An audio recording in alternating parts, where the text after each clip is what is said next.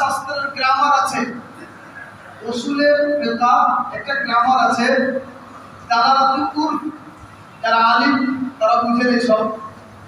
দালালাতুল উরফ হলো উরফের দালালত, প্রচলন কোনো একটা বিষয় যদি হয়ে যায় সেটাকেও শরীয়তের লক্ষ্য রাখার কথা বলা হয়েছে। যেমন ধরুন আমাদের এলাকায় যখন দেখি আকাশে বাদল ছেয়ে আসে, তার সাথে সাথে যখন তুফান ঝড় আসে, মানুষ ছালা পোড়া নিয়ে চলে যায় কোন দিকে? বাগানের দিকে। যদি আমের সময় হয় তাহলে আম পোড়াতে যায় বাগানের দিকে।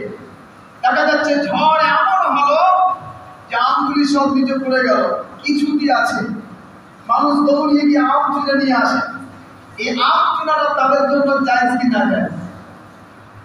এই আম চুনাটা শরীয়ত মতে জায়েজ, কারণ দালালাতে উরফ এই যে একটা গ্রামার আছে, এটা আমাদের প্রচলন যে গাছ থেকে যখন পড়ে গেল যে কেউ সেটা চুনে খেতে পারে, যতক্ষণ গাছে আছে কেউ হাত দেবে না।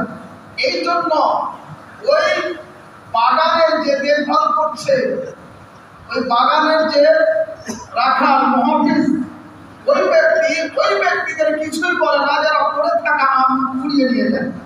কিন্তু তার মধ্যে যদি একটা আম ছিঁড়ে নেয় তো তার হাতও সে ছিঁড়ে নেবে, তার উপর অভিযোগ করা হয়, তাকে ধরে নেওয়া হয়, থানা পুলিশ করা হয়, অনেক কিছু হয়।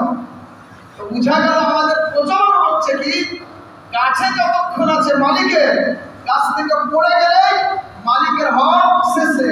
এবার পড়ে থাকা ওই আমটা কুড়িয়ে খাওয়া আপনার জন্য জায়েজ, কিন্তু সেটাও না খাওয়া তাকওয়া। পড়ে থাকাটা